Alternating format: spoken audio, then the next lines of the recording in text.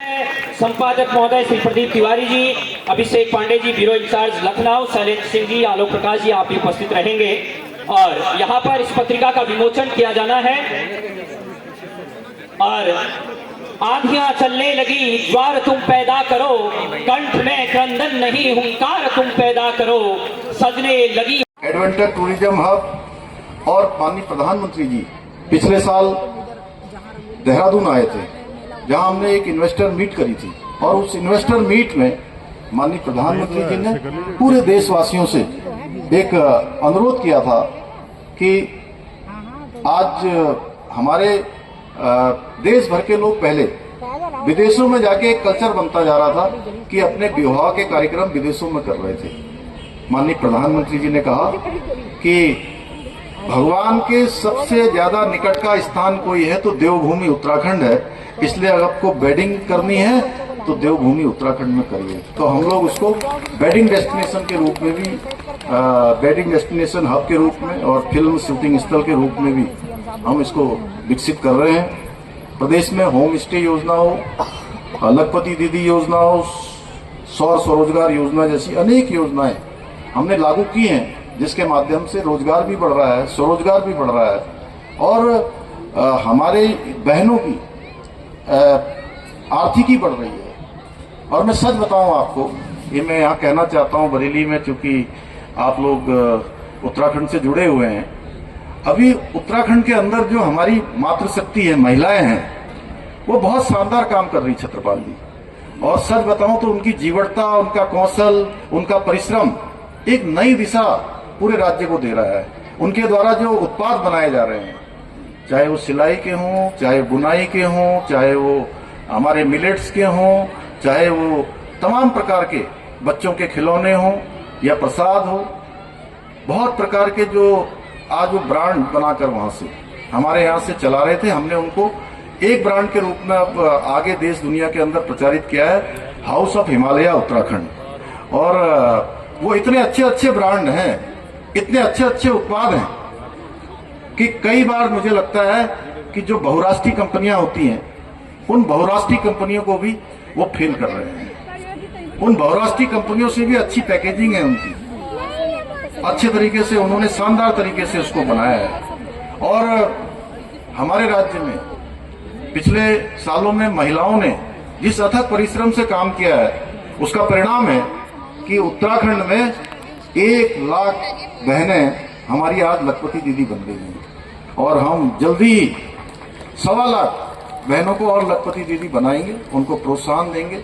3 लाख रुपए तक का ऋण है, 5 लाख रुपए तक का ऋण है हमारे किसान भाइयों के लिए, हमारी मातृशक्ति के लिए। हमने बिना ब्याज के देने का प्रावधान किया हुआ है। हमने उत्तराखंड में धर्मांतरण रोधी कानून बनाया। बहुत तेजी से धर्मांतरण हो रहा था, कहीं बहलाकर, फुसलाकर, तमाम तरीके से, कहीं पर प्रलोभन देकर, कहीं पर दबाव बनाकर हमने सख्त धर्मांतरण रोधी कानून बनाया। इतना ही नहीं, आपसे दूर बरेली से दूर, आप हल्द्वानी से दूर नहीं है। हल्द्वानी में पिछले साल एक ऐसी घटना हुई कि वहां पर भी जो है आगजनी करने का प्रयास हुआ, तोड़फोड़ करने का प्रयास हुआ। हमने उसके बाद सख्त दंगा रोधी कानून बना दिया कि आप प्रदेश के अंदर कहीं पर भी कोई दंगा करेगा, तोड़फोड़ करेगा, मारपीट करेगा, सरकारी संपत्ति, निजी संपत्ति को नुकसान पहुंचाएगा, उसकी सारी भरपाई उसी दंगा करने वाले से सुनिश्चित की जाएगी। और अभी बार बार यहाँ से उद्घोषक जो है हमारे ललित शौर्य जी, ये बार बार कह रहे थे कि जो है हमने सख्त नकल का कानून बनाया। सच में मुझे खुशी होती है कि आदरणीय प्रधानमंत्री जी ने अभी राज्य स्थापना दिवस पर 9 नवंबर को उन्होंने कहा कि जो उत्तराखंड ने नकल का कानून बनाया है, वो नकल का कानून आज भारत के अन्य प्रदेशों के लिए भी एक उदाहरण बनता जा रहा है। पहले आए दिन नकल के इतने सारे मामले आते थे कि जो हमारे गरीब माता पिता के बेटे और बेटियां होते थे, योग्य होते थे, प्रतिभावान होते थे, क्षमतावान होते थे, बुद्धि और कौशल से परिपूर्ण होते थे, लेकिन उनको चयन का अवसर नहीं मिलता था। जब रिजल्ट आता था तो ऐसे लोगों का चयन हो जाता था जो नकल माफियाओं के साथ साठगांठ करते थे। और मेरे सामने जैसे ही नकल माफियाओं का मामला आया, हमने सबसे पहले जो भी नकल में संलिप्त थे उनके खिलाफ कठोर कार्रवाई करी और 100 से ज्यादा नकल माफियाओं को जेल की सलाखों के पीछे भेजने का काम किया। इतना ही नहीं, हम सख्त नकल का कानून लेकर आए। उसका परिणाम हुआ कि पिछले 3 साल में 19,000 लोगों को हमने नौकरी दी है। राज्य स्थापना के 20 सालों में 19 सालों में केवल 12-14 हजार लोगों को नौकरियां मिली थी, लेकिन पिछले 3 सालों में 19,000 का हमने आंकड़ा पार कर लिया। और मैंने संकल्प लिया है कि जितने भी हमारे ऐसे रिक्तियां हैं, जितने भी पद खाली हैं, उन सभी पदों को हम भरेंगे। इसके साथ साथ हमने लैंड जिहाद के खिलाफ भी कार्रवाई की है, क्योंकि आप लोग सांस्कृतिक जागरण कर रहे हैं, अपनी विरासत को आगे बढ़ाने का काम कर रहे हैं। 5,000 एकड़ से भी ज्यादा जमीनें हमने वहां पर अतिक्रमण से मुक्त कराई है। जहां पर कहीं पर कोई धार्मिक स्थान बना दिया, कोई कुछ बना दिया, और एक षड्यंत्र के तहत बड़ी जमीनें वहां पर कब्जा कर ली थी।